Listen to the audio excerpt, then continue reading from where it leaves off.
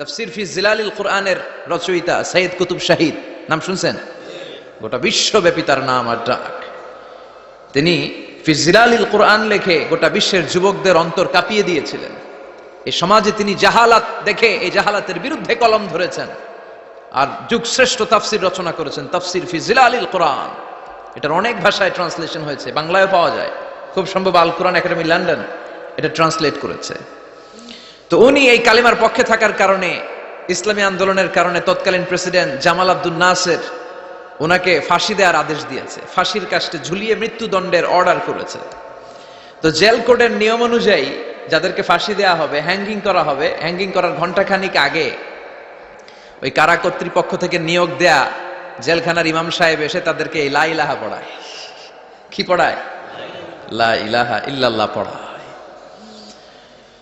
তো সৈয়দ কুতুব শাহিদ উনিও যখন ওনাকে ফাঁসির কাস্টে ঝুলানো হবে, ওই মুহূর্তে জেল কোডের নিয়ম অনুযায়ী ইমাম সাহেব এসে সৈয়দ কুতুব সাহিবকে বলতে আরম্ভ করলো যে আমি আপনাকে কালিমা পড়াতে এসেছি, আপনি পড়েন লা ইলাহা ইল্লাল্লাহ। সৈয়দ কুতুব শাহিদ বললেন আমারে কালিমা শিখাতে এসো না, আমি কালিমা খুব ভালো জানি।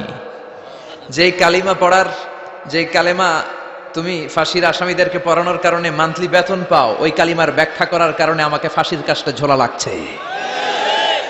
তুমি কালিমা পড়াও, তুমি বেতন নাও, আর আমি কালিমার ব্যাখ্যা করার কারণে আমার ফাঁসি হয়, তার মানে তোর কালিমা আর আমার কালিমা এক কালিমা না।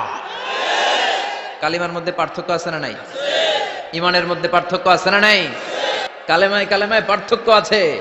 ওই কারা কর্তৃপক্ষের নিয়োগ করা ইমাম সাহেবের লা ইলাহা ইল্লাল্লাহ আর তাফসীর ফি জিলালিল কোরআনের রচয়িতা সৈয়দ কুতুব শাহিদের লা ইলাহা এক কালিমা নয়, এক লা ইলাহা নয়। চিল্লায় কোন ঠিক কিনা? পার্থক্য আছে, আলাদা। এজন্য আসল লা ইলাহার অনুসারী হতে হবে। লা ইলাহার ধারক এবং বাহকরা হচ্ছে সত্য এবং ন্যায়ের পক্ষে।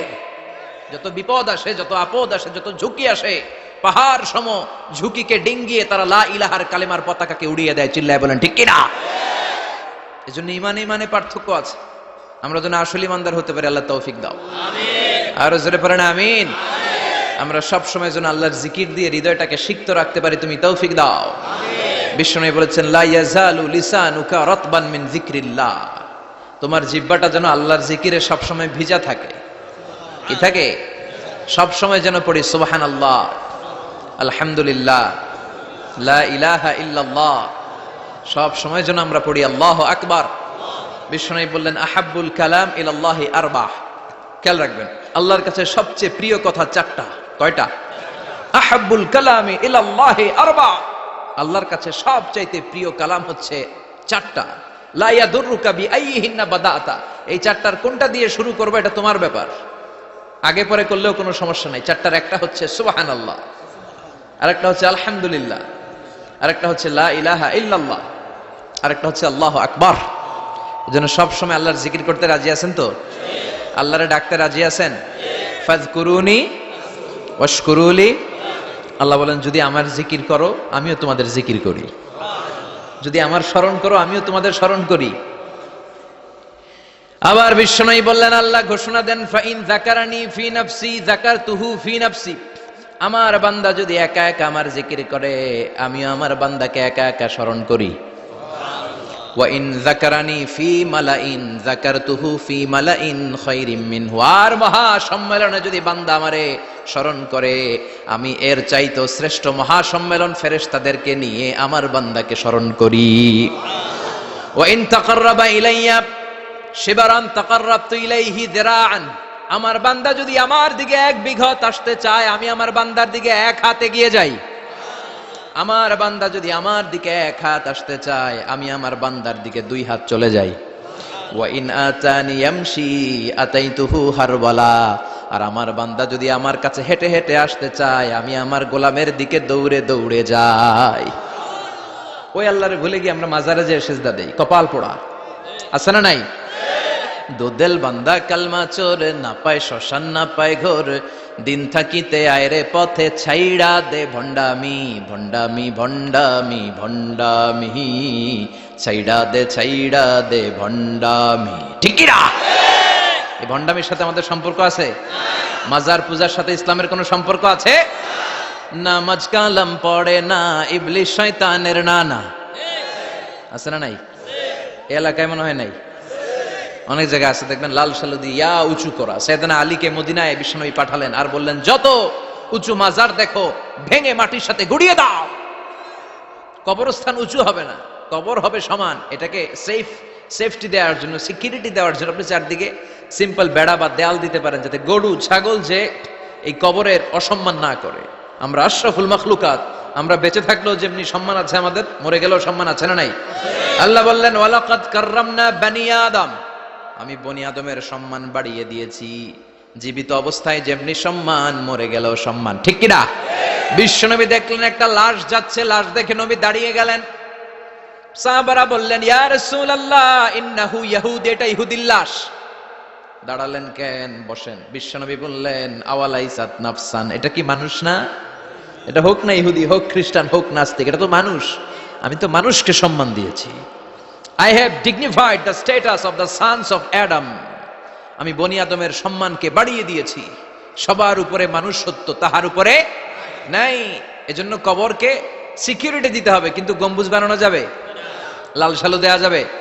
মাজারে আগরবাতি দেয়া যাবে? মোমবাতি, মশারি। অনেক মাজারের উপরে লম্বা মশারি টাঙানো আছে না নাই?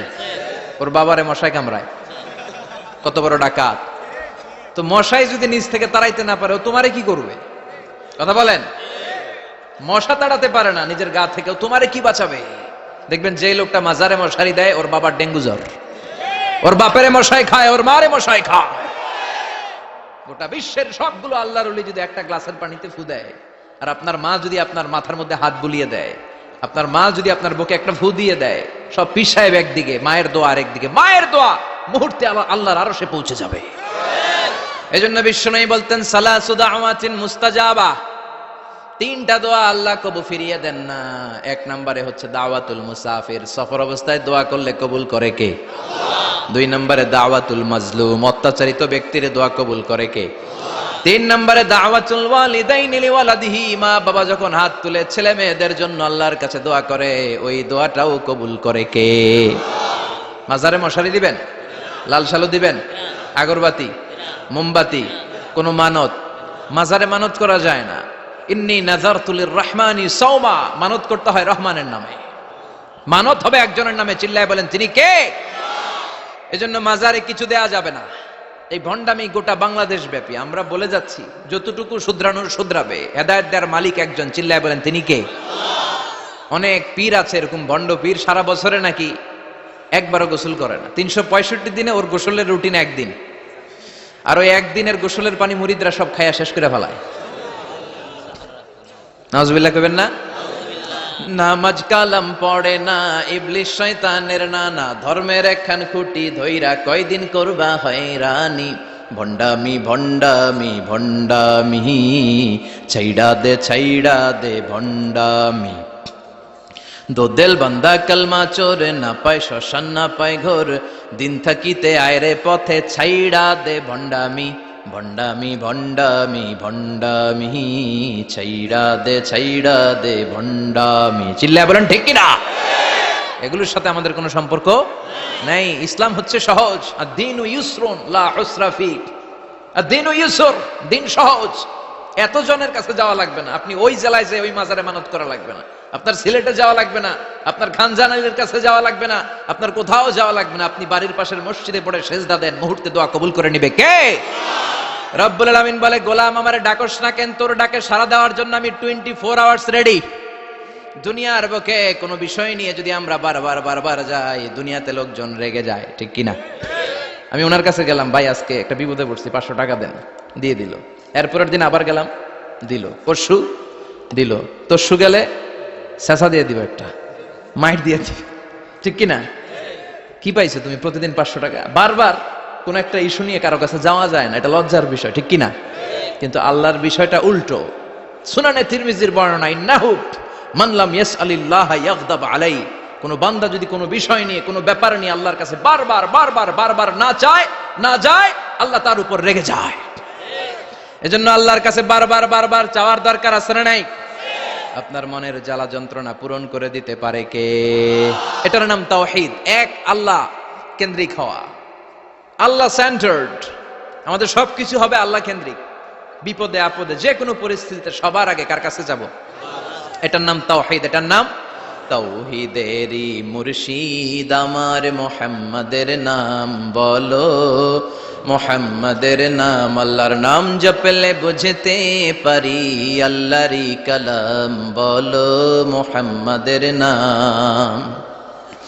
ওই নামেরই রশি ধরে যাই আল্লাহর পথে, ওই নামেরই ভেলায় চড়ে ভাসি নূরের স্রোতে, ওই নামের বাতি জেলে দেখি আরশের মুকাম বলো, মুহাম্মাদের নাম। সবাই পড়েন, তাওহীদেরই মুর্শিদ আমার মুহাম্মাদের নাম বলো, মুহাম্মাদের নাম। আল্লাহর নাম জপলে বুঝতে পারি আল্লাহরই কালাম বলো, মুহাম্মাদের নাম। চিল্লায় পড়েন আমিন।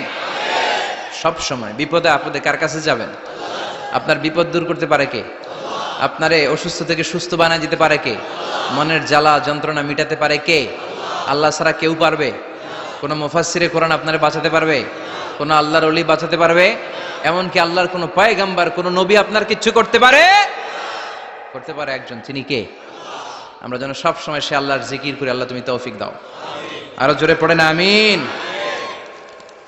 বড়ইয়া কৃষ্ণপুর আল ইসলাহ যুব সমাজের উদ্যোগে আজকের প্রোগ্রাম। আজকের প্রোগ্রামের প্রধান অতিথি জনাব মোহাম্মদ ইমাম হোসেন সরকার, চেয়ারম্যান ১ নং সুহিলপুর ইউনিয়ন। আসছিলেন তাই না? সালাম দিয়ে গেছে। ওয়ালাইকুম আসসালাম। আলাইকা ওয়া আলাইহিস সালাম। আমার আগে কথা বলেছেন আল্লামা শাইখুল ইসলাম শাইখ, চমৎকার কথা বলেছেন। আমি শুনছিলাম যে সৈয়দনা ইব্রাহিম আলাইহিস সালাম অনেক ইন্টেলেক্ট খাটিয়ে, এটাকে বলে রেশনাল অ্যানালজি খাটিয়ে উনি finally he got his Lord, তিনি আল্লাহকে পেয়েছেন, তাই না? এই ওয়াজ করছে না? তিনি চাঁদ দেখে ভাবলেন এত সুন্দর চাঁদ, এটাই মনে হয় আমার রব। হাযা রব্বি, এটার তাফসীর হচ্ছে হাযা রব্বি, কিরে এটা কি আমার রব? চাঁদ চলে গেল, তারা আসলো, ভাবলেন তারা তো আরো সুন্দর, মনে হয় এটাই আমার রব। তারাও নাই, দ্বিপ্রহরের জলজলে সূর্য দেখে তিনি নিশ্চিত এটা মনে হয় আমার রব হবেই। কিন্তু বিকেল বেলা সূর্যও নাই। মনে মনে ভাবলেন আমার রব তো আমার ছেড়ে পালাতে পারে না, সব সময় আমার রব আমার সাথে আছে না নাই? তখন তিনি বললেন ওয়াজ্জাহাতু ওয়াজহিয়া লিল্লাযী ফাতারাস সামাওয়াতি ওয়াল আরদা হানিফান ওয়া মা আনা মিনাল মুশরিকিন। এমন দিকে আমি মুখ ফিরালাম, আমি চাঁদের দিকে মুখ ফিরাই না, আমি তারার দিকে মুখ ফিরাই না, আমি দ্বিপ্রহরের জলজলে সূর্যের দিকেও মুখ ফিরাই না। আমি এমন রবের দিকে মুখ ফিরাই যিনি সব সময় থাকেন, সব কিছু দেখেন, তিনি সব করতে সক্ষম। চিল্লায় বলেন ঠিক কিনা? ওমা আনা মিনাল মুশরিকিন। তিনি অ্যানাউন্স করে দিলেন আমি মুশরিক নই, আমি তাওহীদের ধারক এবং বাহক। আমরা যেন এই তাওহীদের পক্ষে থাকতে পারি, শিরকের বিপক্ষে থাকতে পারি। আল্লাহ তৌফিক দাও। আরো জোরে পড়েন আমিন। আরো অনেক গণ্যমান্য লোকজন এসেছেন। সৌজন্য ছিল মাতৃভূমি হজ কাফেলা। অনেক গণ্যমান্য লোকজন এসেছেন, আমার বাবার বয়সী, আমার নানার বয়সী, যেহেতু আমার নানার শ্বশুর বাড়ি, কোনো না কোনো ভাবে সবাই আত্মীয়, ঠিক কিনা?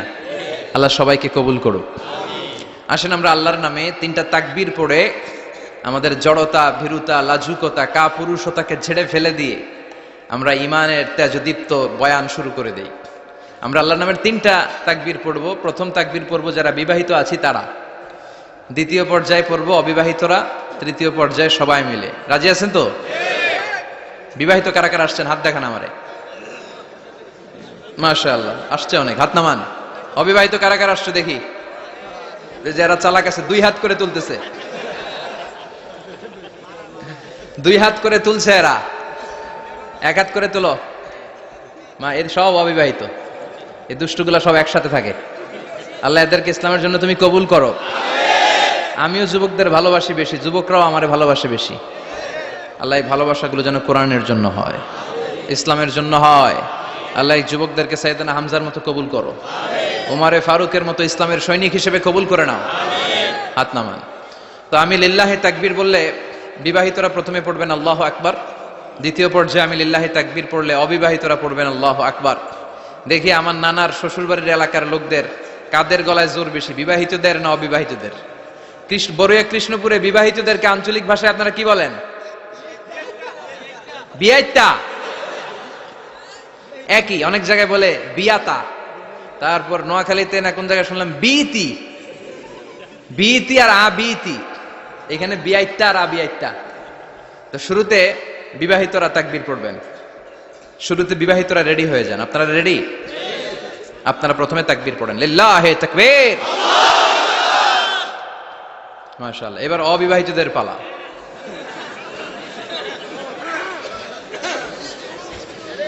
অবিবাহিতরা রেডি? ওরা কাশি দিয়ে গলা ঠিক করে নিতেছে, মাশাআল্লাহ। এবার অবিবাহিতদের পালা, পড়ো তাকবীর, লিল্লাহি তাকবীর, মাশাআল্লাহ মাশাআল্লাহ। আপনারাও দিছেন? মুরব্বি কইছে আমরাও দিছি, ঠিক আছে। এবার সবাই মিলে তিনটা তাকবীর পড়ে, লিল্লাহি তাকবীর, লিল্লাহি তাকবীর, লিল্লাহি তাকবীর। আল্লাহ আমাদের স্লোগানগুলো কবুল করো, তোমার এই নামের তাকবীর যেন আমরা সব সময় দিতে পারি। এই তাকবীর কিন্তু আল্লাহর কাছে খুব পছন্দনীয়। আমি একটু আগে বলছিলাম না যে আহাব্বুল কালামি ইলাল্লাহি আরবা, আল্লাহর কাছে সবচেয়ে প্রিয় বাক্য চারটা, এর মধ্যে একটা হচ্ছে আল্লাহু আকবার। চারটার একটা কি? সব সময় এই তাকবীরের সাথে থাকবেন তো? যারা এই তাকবীর পড়ে তাদের সাথে থাকবেন সবাই। আল্লাহ তৌফিক দাও। আমি আমার খুতবার শুরুতে সূরাতুত তাকাসুরের প্রথম 2 আয়াত তেলাওয়াত করেছি। এই সূরার মধ্য দিয়ে আল্লাহ তাআলা কি মেসেজ আসলে আমাদেরকে দিতে চাইলেন আমি আপনাদের সাথে অল্প কিছু সময় শেয়ার করব ইনশাআল্লাহ। পড়ে এই সূরার মূল মেসেজ হচ্ছে আমরা এই পৃথিবীতে থাকতে আসি নাই, চলে যাব আমরা। কেউ আমরা থাকতে পারবো? We have to go back to you Lord, we have to go back to our Lord। আমাদেরকে আমাদের রবের কাছে ফিরে যেতে হবে। নাকি আজীবন থাকবেন? কথা বলেন। চলে যেতে হবে। কখন যে কে চলে যায় তার কোনো ঠিক নাই, হ্যাঁ, কেউ জানি না, কিন্তু এতটুকু জানি যে চলে যাব। গত কয়েকদিন আগে এদেশের আপকামিং একজন ইয়াং স্কলার হুট করে চলে গেলেন। নাম শুনছেন? কি নাম? হ্যাঁ, শাহাদাত ফয়সাল। আমাদের বয়সী বা আমাদের চেয়ে ছোট, আপকামিং মধ্যম পন্থার একজন আলেম ছিল, চলে গেল। অনেক আশা ভরসা ছিল অনেকের তার উপর যে সে he is an upcoming scholar, সে মধ্যমপন্থী। ডক্টর আব্দুল্লাহ জাহাঙ্গীর স্যারের নাম শুনেছেন? ভাল লাগে না কথাগুলো শুনলে? হৃদয়টা ঠান্ডা হয়ে যায়। কারো পক্ষপাতিত্বে যায় না, যেটা হক, যেটা সমাজের জন্য কল্যাণকর সেটার কথা বলে। এই মাঝামাঝি থাকতে পারাটা সবচেয়ে কঠিন, ঠিক কিনা? আল্লাহ বলেছেন ওয়াকাযালিকা জাআলনাকুম উম্মাতান ওয়াসাতান লিতাকুনু শুহাদা আলান নাস। তোমাদেরকে হতে হবে উম্মাতান ওয়াসাতান, মধ্যমপন্থী উম্মাত, মাঝামাঝি থাকতে হবে। কিন্তু আমরা এদেশে মার্জিনালাইজ করে ফেলি, বুঝতে পেরেছেন? এক প্রান্তে চলে যাই। যারা চরমনায়ের মুরিদ অন্যদেরকে আর দেখা যাবে না, যারা সরসিনার মুরিদ এরাই সব, অন্যদিকে যাওয়া যাবে না। যারা জামাত ইসলাম অন্যদিকে আর যাওয়া যাবে না। যারা হেফাজতে ইসলাম অন্য কারোর মধ্যে আর হক নাই। যারা আহলে হাদিস এরা তো সব নিয়েই গেছে, সব হক সুন্নাহ এদের কাছে, কারো মুখের কোনো কথা এদের কাছে কোনো দাম নাই। আপনি যত হকের কথা বলেন এদের দলেই নাকি ঢুকতে হবে।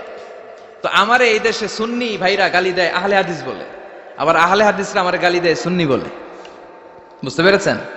মাঝামাঝি থাকাটা এই বাংলাদেশে খুব কঠিন, কিন্তু আপনাকে মাঝামাঝি থাকতে হবে। আপনাকে ওয়াসাতিয়ার পদ্ধতিতে আসতে হবে, উম্মাতান ওয়াসাতা, মাঝামাঝি। মাঝামাঝি, ডানেও না বায়েও না, সিরাতুল মুস্তাকিমে ডান বাম নাই, এটা সোজা। এই রাস্তা একবার যদি উঠে যান এই রাস্তা শেষ হয়ে যাবে জান্নাতুল ফেরদাউসের ভিতরে। চিল্লায় বলেন ঠিক কিনা? এজন্য আমরা যেন মিডল পাথ ধরি, আমরা যেন কট্টর না হই, আমরা যেন মাঝামাঝি হই। আপনি তাবলিগ করতে পারেন, করেন, খুব ভালো। তাবলিগের ভাইদের একটা ভালো গুণ হচ্ছে নিজের খেয়ে নিজের পরে ইসলামের দাওয়াত দেয়, ঠিক কিনা? নিজের টাকা ভেঙে দাওয়াত দিচ্ছে, তো তাদের কারণে অনেকে কালিমা শিখছে, অনেকে নামাজ শিখছে, তাদেরও কন্ট্রিবিউশন আছে না নাই? তো যারা তাবলিগ করেন আপনি মনে করবেন না যে সব হক সব সত্য, শুধু আপনি হকের ডিলার এটা মনে করবেন না। সব সত্য হক এটা আপনার বাবার দাদার সম্পত্তি এটা মনে করবেন না। সব দলের মধ্যে হক থাকতে পারে, বরং সব দলের ভালো ভালো জিনিসগুলো নিয়ে নিজেকে সাজানো দরকার। কথা বলেন। জামাত ইসলামের মতো, হেফাজতে ইসলামের মতো আন্দোলনের স্পিরিট থাকতে হবে। চিল্লা এখন ঠিক কিনা? আমার সুন্নি ভাইদের মতো নবীর প্রেম অন্তরে থাকতে হবে। চিল্লা এখন ঠিক কিনা? তাবলিগের ভাইদের মতো হৃদয়ে ইখলাস থাকতে হবে। এই সবগুলোর সমন্বয় হচ্ছে ইসলাম, সবগুলোর সমন্বয় ইসলাম। এজন্য কখনো মনে করবেন না যে আমি এক দল করি তার মানে অন্য সব দল মনে হয় বাতিল। ওগুলো মনে হয় মুসলমান না, ওগুলো আমার চোখেই ধরে না, এটা ঠিক না, এটা ইহুদিদের স্বভাব। ইহুদিরা শুধুমাত্র হকের ডিলার মনে করতো নিজেদেরকে, ইহুদি ছাড়া বাকি কাউরে ওরা চোখে দেখতে পারতো না। এজন্য আমরা কি কট্টরপন্থী হব না মধ্যমপন্থী? চিল্লায় বলেন, কট্টরপন্থী না মধ্যমপন্থী? আল্লাহ আমারে যতদিন বাঁচিয়ে রাখে আমি মধ্যম পন্থার কথা বলেই যাব, up to my death. It's my mission, it's my vision. এটাই আমার লক্ষ্য, যে মধ্যম পন্থার ইসলামকে প্রমোট করা, যেটা বিশ্বনবীর ইসলাম, যেটা মদিনার ইসলাম, যেটার মধ্যে বাড়াবাড়ি নাই, ছাড়াছাড়ি নাই, ঠিক কি না? আল্লাহ তুমি আমাদেরকে বুঝার তৌফিক দান করো। সূরার নাম হচ্ছে সূরাতুত তাকাসুর। চিল্লায় বলেন কি নাম? এই সূরার সেন্ট্রাল সাবজেক্ট ম্যাটার হচ্ছে we have to go back to our Lord. আমাদেরকে ফিরে যেতে হবে আমাদের রবের কাছে। আমরা কেউ আজীবন থাকতে আসি নাই। থাকতে পারবো আজীবন? দাদা চলে গেল, বাবা চলে গেল, মা চলে গেল, মামা চলে গেল, খালু চলে গেল, এরপর আমাদের টনক নড়ে না, তাই না? পাগল পড়া হয়ে আছে এই পৃথিবীর জন্য। মরতে যে হবে এটা ভাববার সময়টুকু আমাদের নেই। আমরা ব্যস্ত আমাদের ক্যারিয়ার নিয়ে, আমাদের লাইফ নিয়ে, আমাদের সমাজ নিয়ে, আমাদের ফ্যামিলি নিয়ে, আমাদের সন্তান আর সম্পদ নিয়ে আমরা super busy. We are leading a very super busy life. We don't have even a single time to think about death. মৃত্যু নিয়ে ভাবার একটা মুহূর্ত আমাদের নাই। কিন্তু পৃথিবীর সবচাইতে সুনিশ্চিত বিষয় হচ্ছে মৃত্যু, ঠিক কিনা? The most certain thing in our life is death. আমাদের জীবনের সবচাইতে সুনিশ্চিত বিষয় হচ্ছে মরণ, মরবই আমরা। And the most uncertain thing in our life is the time of death. আর আমাদের জীবনের সবচেয়ে অনিশ্চিত বিষয় হচ্ছে মৃত্যুর সময়। আমরা জানি না মরবো, যে এটা জানি, জানেন না? কিন্তু কখন মরবো এটা জানি? এই সূরাটা আপনারে এই জিনিসটা জানান দিতে এসেছে যে দুনিয়ার সম্পদ, লোভ, লালসা এগুলো নিয়ে পড়ে থেকো না। এই যে আমাদের ফ্যামিলি, আমাদের বাচ্চা কাচ্চা, আমাদের এত টাকা পয়সার হিসেব, মাস শেষে বাড়ি ভাড়া, গ্যাসের বিল, এইটা সেটা, আপনি কি মনে করছেন যে আপনি চলে গেলে এগুলো থেমে থাকবে? কিছুই থেমে থাকবে না, সব চলবে আগের মতো, থাকবেন না আপনি। এজন্য শাহাদাত ফয়সাল ওনার ফেসবুকে সর্বশেষে লিখে গিয়েছিল, আমি হীন দুনিয়া, মানে এমন দুনিয়া যেটাতে আমি নাই, সব চলে। সকাল গড়িয়ে বিকেল হয়, শীত শেষে গ্রীষ্ম আসে, দিন শেষে রাত নামে, সব চলে, নাই শুধু আমি। চিল্লায় বলেন ঠিক কিনা? তো এজন্য এগুলো একটু ভাবেন। অনেক ব্যস্ত আমরা। এই দুনিয়ার পুরো জীবনটা এটা হচ্ছে লালসাময় একটা জীবন, লোভ, মরিচিকা, মায়াজাল। এই মায়াজালে আমরা আটকে আছি, ফলে মৃত্যুর কথা আমরা ভুলে গিয়েছি। পাগলের মতো ছুটছি, আরো টাকা লাগবে, আরো খ্যাতি লাগবে, আরো যশ লাগবে, আরো দাপট লাগবে আমার। এত টাকা দিয়ে কি হবে? এত সম্পদ দিয়ে কি হবে? এত ব্যস্ততা দিয়ে কি হবে তোমার? স্টপ, থামুন, অনেক হয়েছে, আম্মা থামুন। Take a rest, take a breath and think about death. Think that you have to go back to your Lord. একটু বসেন না, একটু ভাবেন যে আমাকে চলে যেতে হবে, চলে যেতে হবে। এই কোলাহল, এই ব্যস্ততা এগুলো থাকবে, থাকবো না আমি। সাইয়েদনা ওমর ফারুক বলেছেন, মুতু ক্বাবলা আন তামুতু, মরার আগে একবার মরো। হাসিবু ক্বাবলা আন তুহাসাবু আলাইকুম, তোমার হিসাব নেওয়ার আগে তুমি একবার নিজের হিসাবটা করো না। কাগজ বের করে একটু লিখো না, কি কি ভালো কাজ করছিলা, যেগুলো দিয়ে নাজাতের ওয়াসিলা হতে পারে, 1 2 3, আর কি কি আকাম কুকাম করছো দেখো না, লিখে দেখো তোমার অবস্থাটা কি। মরার আগে একবার মরো। মরার আগে খাটের মধ্যে শুয়ে শটান করে চোখ বন্ধ করে একবার মরার ভান করে দেখেন কেমন লাগে। চোখটা বন্ধ করেন আর ভাবেন আপনি নাই, কি কি হতে পারে ভাবেন। আপনার ছেলে মেয়েরা কান্না জুড়ে দিবে, আপনার প্রাণের স্ত্রী বিলাপ শুরু করে দিবে, বন্ধু বান্ধবের চিৎকার আর মাতম, স্থানীয় এলাকার মসজিদে ঘোষণা, অমুক এলাকার নিবাসী অমুক ভাই, অমুকের ছেলে অমুক দুনিয়ায় নাই। সব আত্মীয়রা চলে আসবে, ফেসবুকে স্ট্যাটাস দেয়া হবে, সবাই সবাইকে জানাবে বিকাল 4টায় অমুক হাই স্কুল ময়দানে আপনার জানাজা।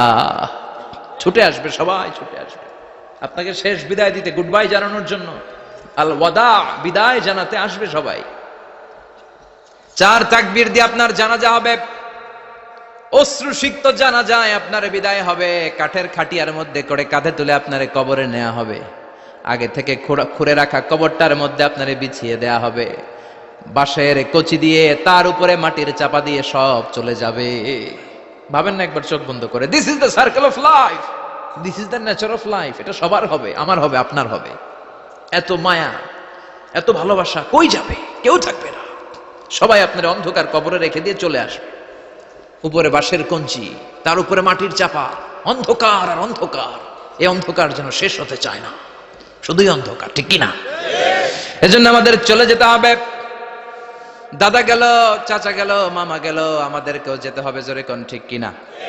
একদিন মাটির ভেতরে হবে ঘর রে মন আমার, কেন বান্ধ দালান ঘর, প্রাণ পাখি উড়ে যাবে পিঞ্জর ছেড়ে,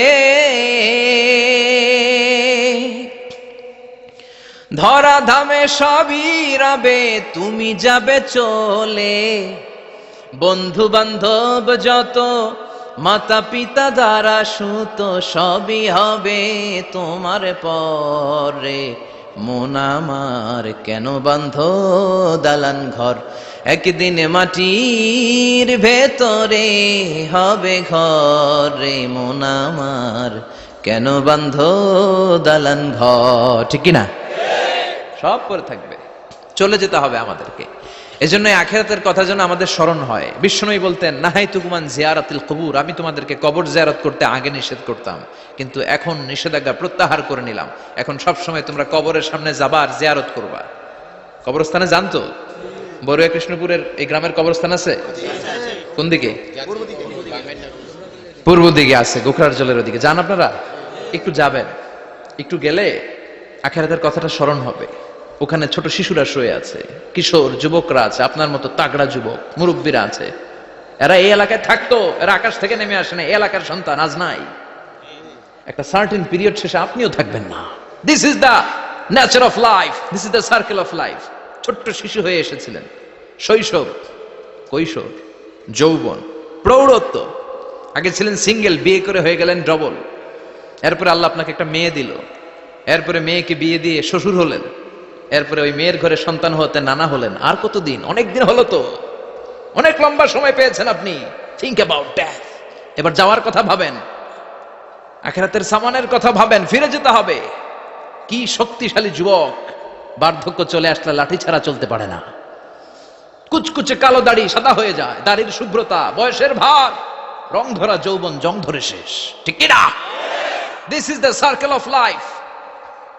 যুবক ভাইয়েরা, এটাই জীবন, চলে যেতে হবে, কেউ থাকতে পারবে না, ঠিক কিনা? এটা রিমাইন্ডার আল্লাহ এই সূরার ভেতরে দিয়েছেন যে তোমাদেরকে ফিরে যেতে হবে। এই লোভ লালসা ছেড়ে দাও। রব্বুল আলামিন বলেন, আলহাকুমুত তাকাসুর হাত্তা যুরতুমুল মাকাবির। ও গোলাম, দুনিয়ার সম্পদ, লোভ লালসা তোদেরকে পাগল বানিয়ে দিয়েছে।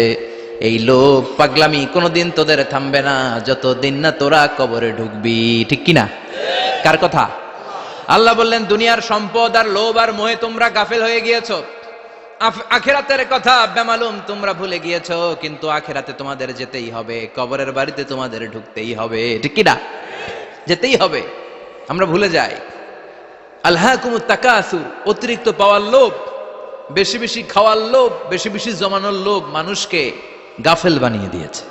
এটা মানুষের স্বভাব। আরো চাই, আরো চাই, এই স্বভাবটা আছে না নাই? দেখবেন ছোট বাচ্চারা মসজিদের দোয়া অনুষ্ঠান শেষে জিলাপি দেয় না? বড়ুয়া কৃষ্ণপুর কি দেয়? আগে বাতাসা দিত না, এখন কি দেয়? জিলাপি দেয়, মিষ্টি দেয়।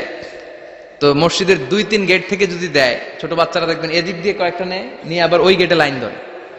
ওর হাত হলো ছোট হাত, ওর হাত ভর্তি জিলাপি, আর নেওয়ার জায়গা নেই, এরপর আরেক জায়গায় লাইন ধরছে। আরো লাগবে, আরো লাগবে, এই আরো আরো আরো চাই। এই স্বভাবটাই মানুষকে কুড়ে কুড়ে শেষ করে দিয়েছে। এত লাগবে কেন তোমার? চাহিদার কোনো শেষ নাই। Unlimited demand of human being. যার আছে বেশি তার চাই বেশি। যার সাইকেল আছে তার হুন্ডা চাই, হুন্ডা আছে তো প্রাইভেট কার চাই, প্রাইভেট কার আছে তো প্লেন চাই, প্লেন আছে তো হেলিকপ্টার চাই, হেলিকপ্টার আছে তো ওইটা চাই, ওইটা আছে তো সেটা চাই, ঠিক কিনা?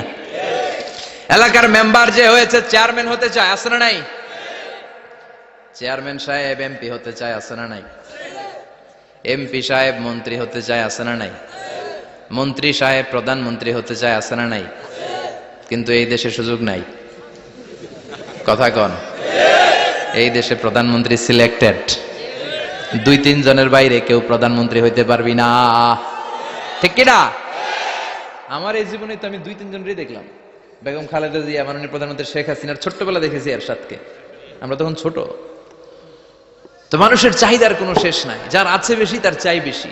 এজন্য বিষ্ণু বলেছেন উনজুরু ইলা মান হুয়া আসফালা মিন, তোমার চেয়ে যে খারাপ আছে ওর দিকে তাকাও। ওয়ালা তানজুর মান হুয়া আ'লা মিন, তোমার চেয়ে যে ভালো আছে ওর দিকে তাকায়ও না, তোমার চেয়ে যে খারাপ অবস্থানে আছে ওর দিকে তাকাও। অনেকে নিজের অবস্থান নিয়ে সুখী না, এরকম আছে না নাই? আল্লাহ আমার এটা দিল না রে, ওইটা দিল না রে, পাইলাম না রে, কিচ্ছু হয় না, কি করব জীবনে, হতাশ। আসলে আছে কিন্তু অনেক, কিন্তু শুকরিয়া নাই, ডাকাত, ঠিক কি না?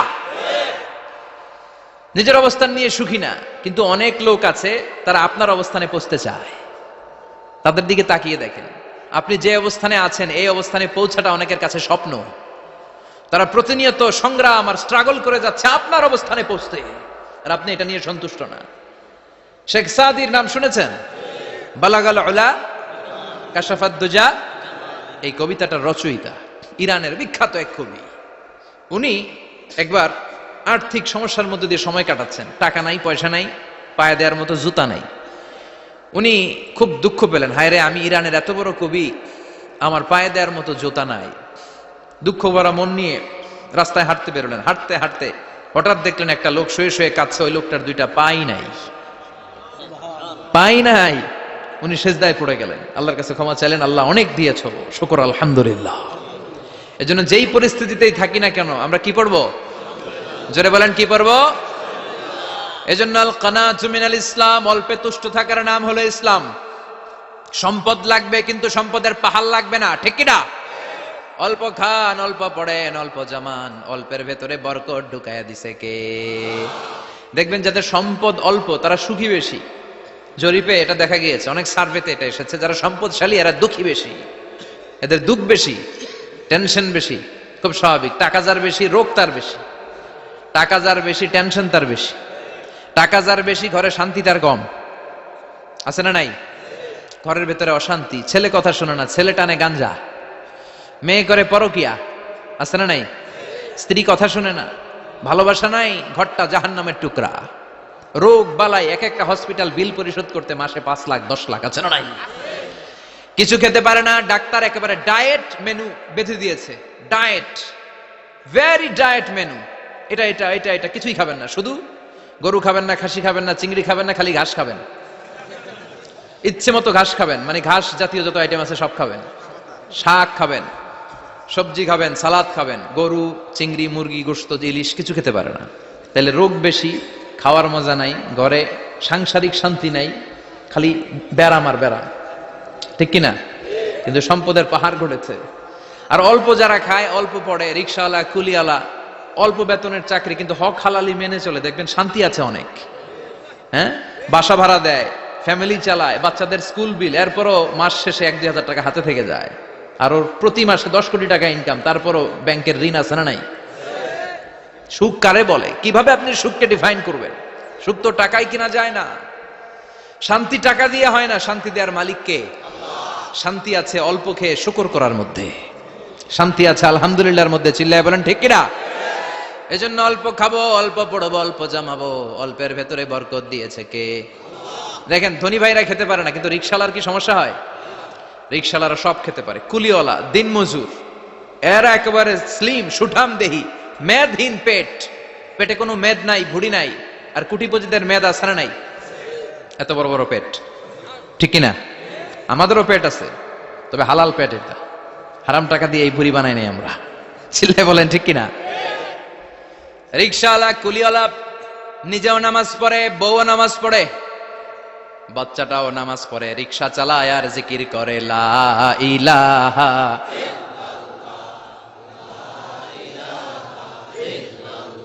লা ইলাহা ইল্লাল্লাহু মুহাম্মাদুর রাসূলুল্লাহ সাল্লাল্লাহু। সুখ আর শান্তি, তাদের ঘরে সুখ। ধনী কোটিপতি, ভিআইপি, সিআইপিস, এদের রাতে ঘুম নাই, 1 ঘন্টা ঘুমানোর জন্য 4টা ট্যাবলেট খাওয়া লাগে, এরকম আছে না নাই? কিন্তু ঘুমের জন্য যে ট্যাবলেট খাওয়া লাগে রিকশাওয়ালা এটা জানেই না। ওর যেখানে রাইত ওইখানেই, ওর মাথা বিছনায় লাগতে দেরি, ওর ঘুম আসতে দেরি হয়, ওর ঘুমে নাকের ডাকের আওয়াজে ট্রাকের ইঞ্জিনও ফেল। সুবহানাল্লাহ পড়েন। এজন্য অনেক বেশি সম্পদের পাহাড় করা লাগবে, এই চিন্তা যেন আমাদের মাথায় না আসে। চিল্লায় বলেন ঠিক কিনা? এজন্য রব্বুল আলামিন বলেন, আল্হাকুমুত তাকাসুরু হাত্তা যুরতুমুল মাকাবির। বেশি বেশি সম্পদ উপার্জনের আকাঙ্ক্ষা তোমাদেরকে আখিরাত থেকে গাফেল বানিয়েছে। এই গাফলতি কশিন কালেও তোমাদের কমবে না যতক্ষণ না তোমরা কবরে ঢুকবা। হাত্তা যুরতুমুল মাকাবির, মাকবারাতুনের প্লুরাল মাকাবির, যতক্ষণ না কবরে না ঢুকবা, কবরস্থান তোমার আবাসস্থল না হবে, ততক্ষণ পর্যন্ত এই চাই চাই মানসিকতা কমবে। মানুষের স্বভাব হলো আরো চাই, আরো চাই, আরো চাই করে ফকিরেরা কারা? আল্লাহ গালি দিয়ে বললেন, তোরা সব ফকিরনি। তোরা কি? ইয়া আইয়ুহান নাসু আনতুমুল ফুকারাউ ইলাল্লাহ ওয়াল্লাহু হুয়াল গানিয়ুল হামিদ। সুবহানাল্লাহ পড়েন। আল্লাহ ডেকে বললেন, গোলাম আনতুমুল ফুকারা ইলাল্লাহ, তোমরা সবাই ফকির, ধনী হলো একজন, তিনি কে? আল্লাহ শুধু ধনী, আর মানুষের স্বভাব হচ্ছে আরো চাই, আরো চাই।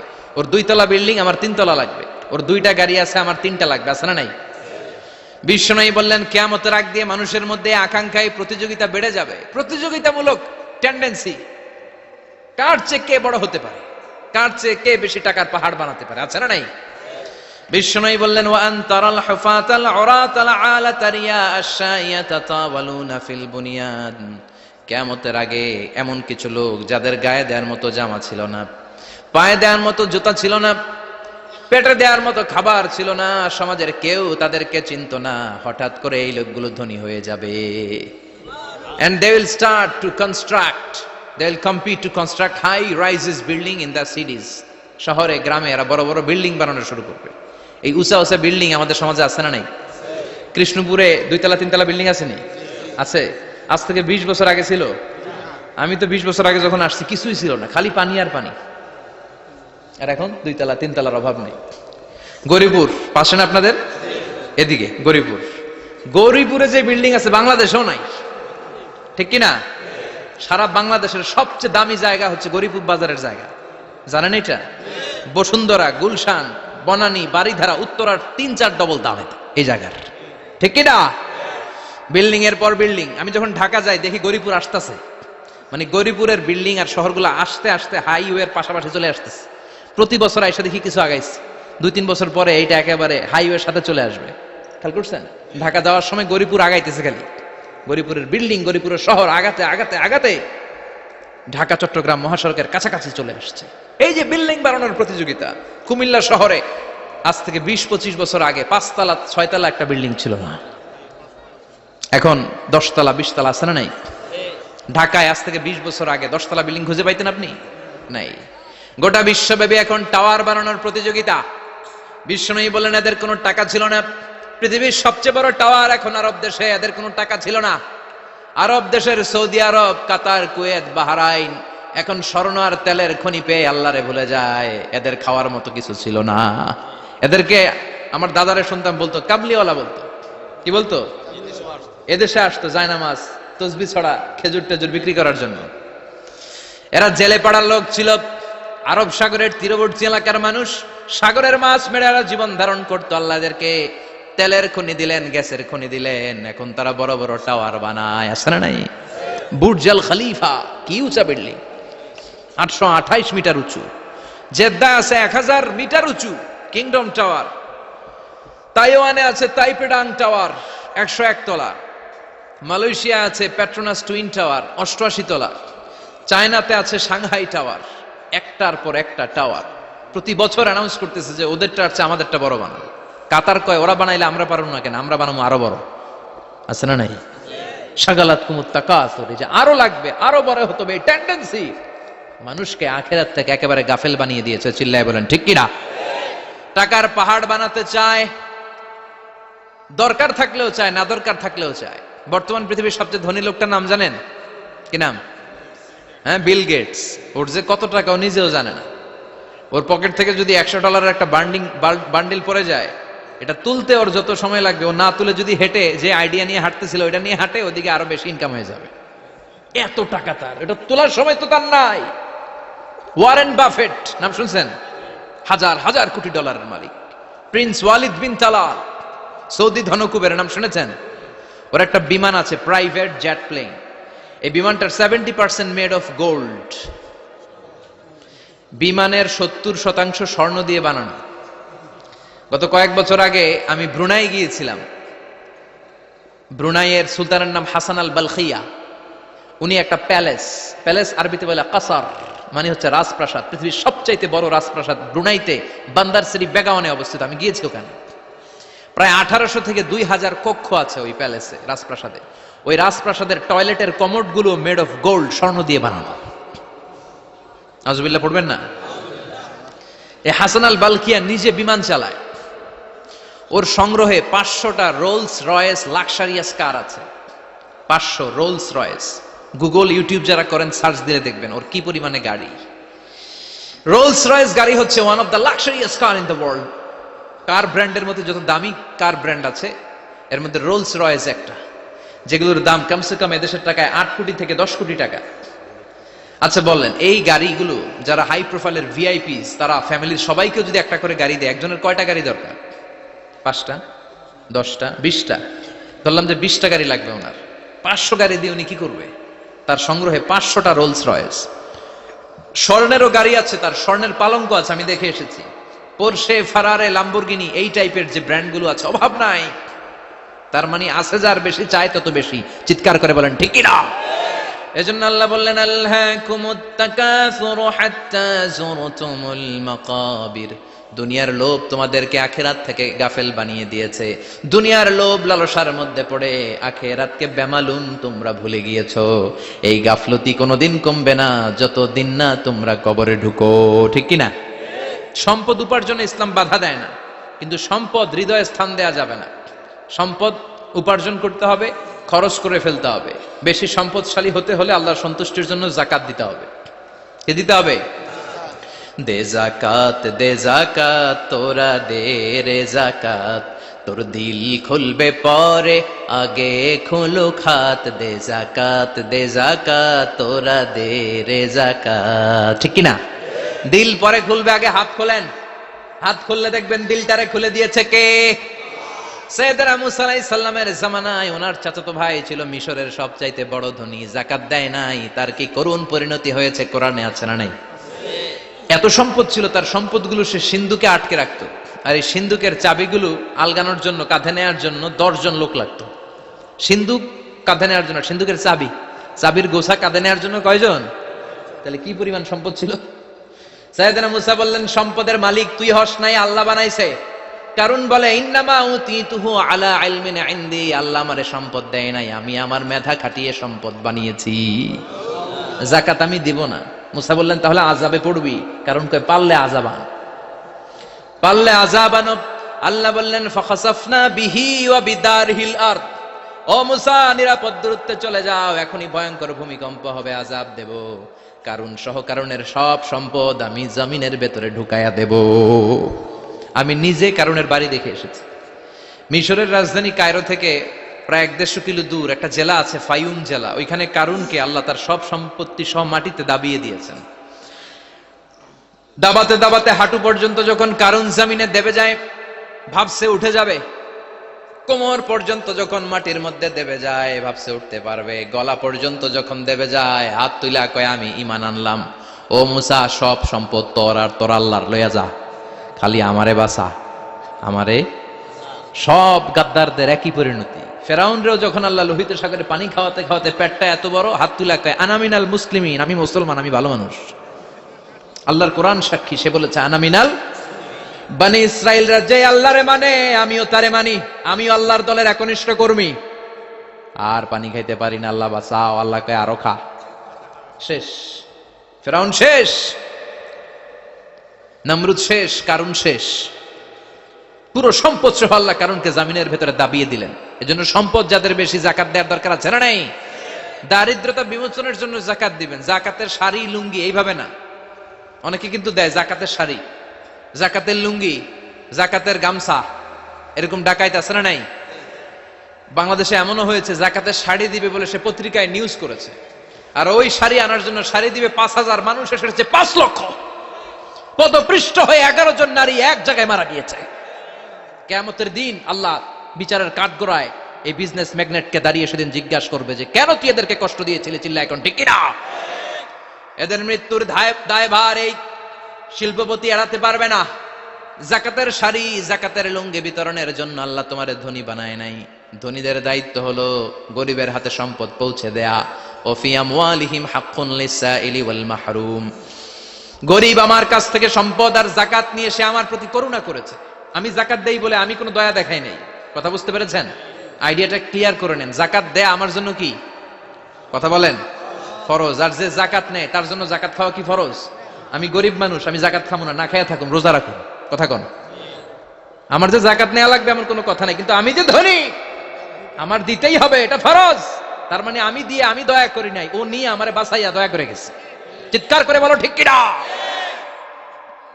ইসলাম বলে রাস্তার এক পাশে পাঁচতলা আর এক পাশে গাছতলা, এটার নাম ইসলাম না। ওফি আমওয়ালিহিম হাক্কুন লিসাইলি ওয়াল মাহরুম। খেটে খাওয়া মানুষ, সুবিধা বঞ্চিত মানুষদের দ্বারে যে তুমি যাকাতের টাকা পৌঁছে দাও। যাকাতকে ফরজ করা হয়েছে দারিদ্রতা বিমোচনের জন্য। আপনি শাড়ি লুঙ্গি দিলে কি হবে? ওরে শাড়ি দিচ্ছেন দুপুরে, রাত্রেবেলা ও আরেক জায়গায় লাইন ধরে আছে, বিরিয়ানির প্যাকেট দিতেছে ওইখানে। কথা কোন? সারাটা বছর ও যাকাতের টাকা নেবে, ওর কিচ্ছু হবে না। বরং এমন কিছু তাকে করে দিতে হবে যেটা দিয়ে সে ফ্যামিলি লিড করতে পারে। একটা সিএনজি কিনে দেন, ওই ফ্যামিলিতে কোনো যুবক থাকলে সিএনজি চালায়া, অটো চালায়া ফ্যামিলিটারে চালাবে। একটা টঙের দোকান করে দেন, চায়ের দোকান, চা বিক্রি করে ফ্যামিলিটারে চালাবে।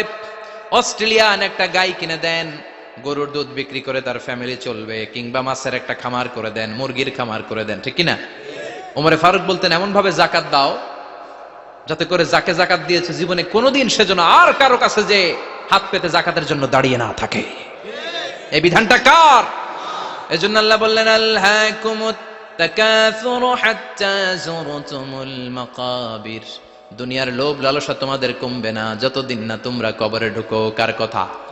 চিল্লায় বলেন কার? এজন্য দুনিয়ার প্রতি যে আমাদের লোভ, এটা কি বাড়াইতে হবে না কমাইতে হবে? এই দুনিয়ার জীবন এটা ক্ষণিকের। অমাল হায়াতুদ দুনিয়া ইল্লা মাতাউল গুরুর। এটা ভোগের সামগ্রী, আজ আছে কাল না, এটা হাতের ময়লা। দুনিয়ার এই জীবনের দৃষ্টান্ত হচ্ছে চারটা স্বর্ণের টুকরা আর তিনটা লাশের মতো। স্বর্ণের টুকরা চারটা, চিৎকার করে বলেন তো কয়টা? লাশ তিনটা, জোরে বলেন কয়টা? অনেক অনেক আগের যুগের তিনজন যুবক জীবিকার তাগিদে তারা বের হয়েছে কর্মসংস্থান করে খাবে। পথিমধ্যে তারা গুপ্তধন পেয়েছে, স্বর্ণের বার পেয়েছে, এত বড় বড় চারটা পেয়ে তারা মহা খুশি। আমাদের আর কাজ করা লাগবে না, এগুলো বেচে আজীবন খাবো, সুখে থাকবো। তো তিনজন মিলে বললো চারটা স্বর্ণের টুকরা তিনজনের মধ্যে ভাগ করে দেওয়ার আগে একজন এক কাজ কর, বাজার থেকে কিছু রুটি নিয়ে আয়, খুব ক্ষুধা লেগেছে, খেয়ে নেই। একজনের রুটি আনতে পাঠিয়ে দুইজন মিলে ভাবে ওইটারে যদি মেরে ফেলতে পারি তাহলে তো তোর আর আমার মধ্যে কোনো ঝামেলা নাই। স্বর্ণের টুকরা কয়টা? তুই নিবি দুইটা, আমি নেব দুইটা। আর যেটারে রুটি আনতে পাঠাইছে ওইটা মনে মনে ভাবতেছে রুটির মধ্যে বিষ মিশাই নিয়ে যাব। কি মিশাবো? বিষ খাইয়া ওইটা শেষ, সবগুলো আমার। তো বিষ মিশায় নিয়ে আসছে, আর আগের পরিকল্পনা অনুযায়ী এই দুইজন মিলে তাকে নৃশংসভাবে হত্যা করেছে। হত্যার পরে কয় প্রচন্ড ক্ষুধা লাগছিল, আগে খায়া লই। দুইজন মিলে বাজার থেকে আনা বিষ মাখানো রুটি খেয়ে ওই দুইটাও শেষ। স্বর্ণের জায়গায় স্বর্ণ পড়ে আছে, স্বর্ণগুলো নেয়ার মতো মানুষ আর নাই, ঠিক কিনা? এজন্য মানুষের এই চাহিদা কমবে না। বিশ্বনবী বলেন লাউ আন্না লিকুল্লি ইবনে আদম ওয়াদিয়ান মিন যাহাব আহাব্বা আই ইয়াকুনা ইলাইহি ওয়াদিয়ান। আল্লাহ প্রত্যেককে, আমাদের প্রত্যেককে যদি একটা করে স্বর্ণের পাহাড়ের মালিক বানিয়ে দেয়। কয়টা করে পাহাড় দেখছেন কোনোদিন? কই দেখছেন? চিটাং গেছিলেন? এই চট্টগ্রামে গেলে দেখা যায় কি পাহাড়। এই একটা পাহাড় স্বর্ণের, এক একটা স্বর্ণের পাহাড়ের মালিক যদি আমাদের এক একজনকে বানায় দেওয়া হয়, এরপর আমরা চাবো আরেকটা স্বর্ণের পাহাড়ের মালিক কেমন করে হওয়া যায়। আচ্ছা বলেন তো, একটা স্বর্ণের পাহাড় আমার 14 পুরুষ বিক্রি করে খাইলো শেষ করতে পারবো এটা? তো আরেকটা কেন লাগবে আমার? ওয়ালাই আমলা আফাহু ইল্লা তুরাব। বিষ্ণু বলেন কবরের মাটি যতক্ষণ না তোর মুখে না ঢুকবে তোর এই চাওয়া চাওয়া খাই খাই সব বন্ধ হবে না। এজন্য আল্লাহ বললেন আলহাকুমুত তাকাসুরু হাত্তা যুরতুমুল মাকাবির। দুনিয়া তোমাদেরকে গাফেল বানিয়ে দিয়েছে, গাফলতি কমবে না যতদিন না কবরে ঢুকো। কবরে ঢুকা লাগবে, কবরে ঢুকা লাগবে না? কবরে আমাদেরকে যেতেই হবে, যেখানেই থাকেন। কবরের প্রশ্ন আছে না নাই? অনেকে বলে হুজুর বিমান হামলায় মারা গিয়েছে, বিমান জ্বলে পুড়ে ছাই হয়ে গিয়েছে, তার কবর কোথায়? তার আত্মাটা যেখানে আছে ওই জায়গায় প্রশ্ন আছে না নাই? অনেকে বলে হুজুর সাগরের মধ্যে পড়ে মারা গিয়েছে, তিমি মাছ খেয়ে ফেলেছে, তার কোনো অস্তিত্ব নাই, কিন্তু তার রুহুটা আছে না নাই? প্রতিটা রুহু সংরক্ষণ করে কে? প্রত্যেকটা আত্মা আল্লাহর কাছে সংরক্ষিত থাকে। প্রতিটা রুহু, প্রতিটা মানুষ মালাকুল মাউতকে দেখতে পায়। আপনিও দেখবেন, আমিও দেখব। মুমিনদের কাছে এসে মালাকুল মাউত একজন যুবকের বেশে সাদা ধবধবে জুব্বা পরে সুগন্ধি মেখে মুমূর্ষ ব্যক্তির শিওরে বসে বসে বলে, ইয়া আইয়াতুহান নাফসুল মুতমাইন্না, হে প্রশান্ত আত্মা, উখরুজি ইলা মাগফিরাতুল্লাহি ওয়া রিদওয়ানি, আল্লাহর ক্ষমা আর দয়ার দিকে বের হয়ে আসো। বলা মাত্রই মুমিনের আত্মাটা স্মুথলি বের হয়ে আসে। কাফান মিন আকফানিল জান্নাহ, হানুত মিন হানুতিল জান্নাহ, জান্নাত থেকে আনা সুগন্ধি কাফনের মধ্যে পেঁচিয়ে তিনি রূহটাকে নিয়ে ইল্লিনে চলে যায়। সরাসরি দেখে মালাকুল মাউতকে। আর যারা ইসলাম বিরোধী, কোরআন বিরোধী, তাদের সামনে এসে মালাকুল মাউত ত্রাস সৃষ্টি করে। আগে ধমক। হাইওয়েতে মাঝে মাঝে ডাকাতি হয় না? বাসগুলোর মধ্যে যখন ডাকাতি হয়, বাসে থাকে 50 জন, ডাকাত ঢুকে 5 জন, এই 5 জনের ভয়ে সবগুলো পেশাব করে দেয়। কারণ ত্রাস সৃষ্টি করে। এসেই চাইনিজ কুড়াল দিয়ে আগে কুবায় দেয় 4-5 জনের। রক্ত দেখে কি দেওয়ার সব আগে রেডি করে রাখে। মালাকুল মাউত এসে কাফের নাস্তিক মুশরিকদের সামনে এসে এরকম একটা ত্রাস সৃষ্টি করে। ভয়ে লোকটা কাঁপতে থাকে। ওর কাছে ভদ্র ভাষায় কথা বলে না, সুন্দর জামা পরে আসে না, কালো কুচকুচে চেহারা, ভয়ঙ্কর একটা রূপ নিয়ে, আকৃতি নিয়ে ইসলাম বিরোধীদের মাথার সামনে আসে, দুর্গন্ধযুক্ত চেহারার দেহ নিয়ে ধমক দিয়ে বলে, ও পাপাত্তা, ইয়া আইয়াতুহান নাফসুল খাবিসা উখরুজি ইলা গাদাবিল্লাহ, হে পাপাত্তা, আল্লাহর রাগ, ক্রোধ আর গজবের দিকে বের হয়ে আয়। মুমিনের আত্মা বলার সাথে সাথে যেমনি মুমিনের দেহ থেকে বের হয়ে জান্নাতি কাফনের ভেতরে ঢুকে, কাফেরদের আত্মাও কি এরকম তাড়াতাড়ি বেরোতে চায় নাকি? কাফেরদের আত্মা বেরোতে চায় না। ডানে দৌড়, বায়ে দৌড়, সামনে দৌড়, পেছনে দৌড়, আহা, দৌড়াদৌড়ি করে। মালাকুল মাউত এটাকে টেনে হিচড়ে, একটা জীবিত ছাগলকে জবেহ না করে, জবাই না করে, তার চামড়া উল্টার দিকে টেনে হিচড়ে বের করলে ছাগলটা যত কষ্ট পায়, এর চেয়ে কমসে কম 70 গুণ বেশি কষ্ট দিয়ে কাফের মুশরিক আর গাদ্দারদের রূহ কবজ করা হয়। আল্লাহ এই পরিস্থিতি থেকে তুমি আমাদের বাঁচাও। মুমিনদের রূহ যেমনি কবজ হয়, ওইভাবে রূহ কবজের ব্যবস্থা করে দিও। ইমানের মৃত্যু নসিব করে দিও, শাহিদি মৃত্যু নসিব করে দিও। আমাকে শহীদ করে সেই মিছিলে শামিল করে নিও, যে মিছিলের নেতা মীর হামজা খোবায়েবে খাব্বাব, আল্লাহর কাছে ছিল অতি প্রিয়, শামিল করে নিও। আমাকে শহীদ করে সেই মিছিলে শামিল করে নিও। পড়েন আমিন। আর জোরে পড়েন আমিন। তার মানে বিমান দুর্ঘটনায় হোক, কিংবা লঞ্চ ডুবিতে হোক, কিংবা আগুনে পড়ে হোক, কিংবা আত্মঘাতী হামলায় হোক, যে যেখানেই মারা যায়, কবরের 3টা প্রশ্ন তার জন্য আছে না নাই? ইসলাম বিরোধীদের জন্য প্রশ্ন 3টা, আপনারা যারা মুমিন তাদের জন্য 4টা, আপনাদের জন্য একটা বেশি। আলহামদুলিল্লাহ। কোন কবরে এসে প্রথম প্রশ্ন করবে, মুনকার নাকির যখন চলে আসবে, 40 কদম যখন আত্মীয় স্বজনরা লাশটাকে কবরের মধ্যে দিয়ে 40 কদম চলে যায়, তখনই ফেরেশতা চলে আসে। আহা, শেষ, সব শেষ। এসেই পরীক্ষা শুরু। মার রব্বুক, তোর রবের নাম কি? চিল্লায় বলেন, আমাদের রবের নাম কি? আমরা বলবো রব্বি আল্লাহ, আল্লাহ আমারে রব। দমে দমে তনু মনে তারি অনুভব। পড়েন, আল্লাহ আমারে রব। তোমার দুনিয়াতে আমি যেদিকে তাকাই, অথই নেয়ামতে ডুবে আছি সবাই। পাখপাখালির গানে শুনি তাসবিহ কল রব, তাসবিহ কল রব, আল্লাহ আমারে রব। প্রথম প্রশ্ন, তোমার রব কে? আমরা বলবো আমাদের রব আল্লাহ। দ্বিতীয় প্রশ্ন, ওমা দীনু, তোমার ধর্মের নাম কি? আমরা কি বলবো? তৃতীয় প্রশ্ন, বিশ্বনবীর চেহারা দেখিয়ে বলা হবে, আতারিফু হাযার রাজুল, এই লোকটারে চিনো নাকি? আমরা বলবো চিনি, আমাদের প্রাণের নবী। ঠিক কি না? চাঁদের চেয়ে সুন্দর তুমি নবী আমার কমলিহিওয়ালা, দু জাহানের বাদশা তুমি প্যারা নবী সাল্লে আলা, চাঁদের চেয়ে সুন্দর তুমি, নবী আমার কামলিওয়ালা। ঠিক কিনা? তিনটা প্রশ্নের যথাযথ উত্তর যখন দিয়ে দিলেন, আপনার জন্য অতিরিক্ত আরেকটা প্রশ্ন করা হবে, ওয়ামা ইলমুক, তোমার নলেজ কি? তিনটা প্রশ্নের উত্তর যে তুমি করতে পারলা, কিভাবে পারলা, কেমনে জানলা? নকল করে বলছো নাকি জেনে বুঝে আসছো? নকল হয় না? এখন তো পরীক্ষা চলতেছে বোধহয়। কি পরীক্ষা? এসএসসি পরীক্ষা। নকল হয়? কৃষ্ণপুরে নকল নাই না? এখন মনে হয় এগুলো একটু কমছে। একটা সময় ছিল অনেক নকল হইতো। পাঞ্জাবের ভিতরে নকল, পকেটে নকল, টুপির ভিতরে নকল, মৌজার ভিতরেও নকল। এমনকি মেয়েরাও নকল করে পরীক্ষার হলে আসে না নাই? স্কেলের মধ্যে লিখে নিয়ে যায়, হাতের মধ্যে লিখে নিয়ে যায়, ওড়নায় লিখে নিয়ে যায়, কাপড়ে লিখে নিয়ে যায়, আসে না নাই? ফেরেশতারা বলবে নকল করছো নাকি? কেমনে জানলা? তিনটা প্রশ্নের উত্তর তুমি কেমনে বললা? আল্লাহ তোমার রব, ইসলাম তোমার ধর্ম, এই লোকটা বিশ্বনবী, কেমনে চিনলা?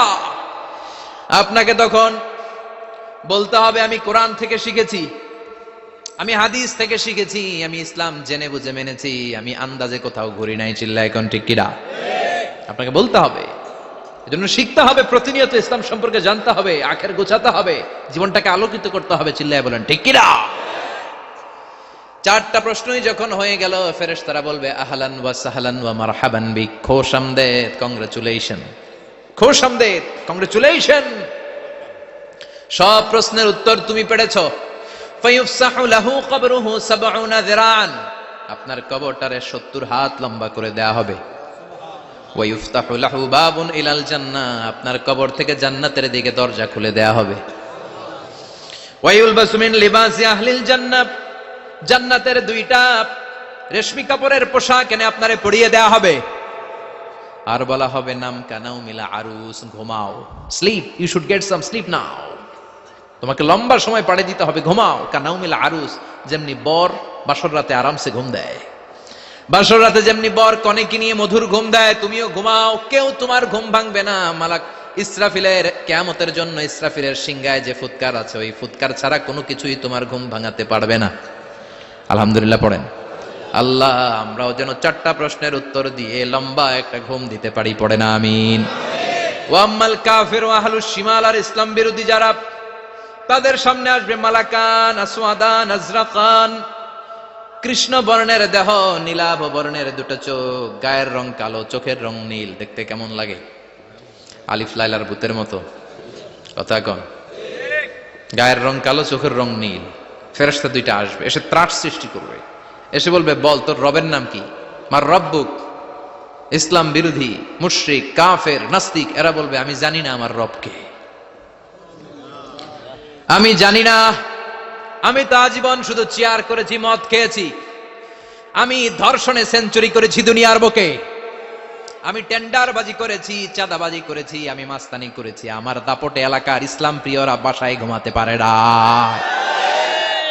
আমি ছিলাম টেন্ডারবাজ, আমি ছিলাম গডফাদার, সন্ত্রাসীদের লিডার, আমি ছিলাম ডন 1 2 3 সব, আমি ছিলাম ডনের ডন, আমি ছিলাম মাস্তান, রংবাজ, রব টপ কি আমি তো জানি না।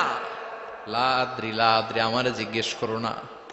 আবার প্রশ্ন করা হবে ওয়ামা দীনুক, তোর ধর্মের নাম কি? বলবে লা আদরি, আমার কোনো ধর্ম নাই, আমার কোনো ধর্ম নাই, আমি শুধু মৌজ মাস্তিতে ছিলাম, আমি আনন্দ ফুর্তি করেছি, ইসলাম নিয়ে আমার মাথা ব্যথা ছিল না, আজীবন ইসলামরে আমি বাস দিয়েছি। চিল্লায় বলেন ঠিক কিনা?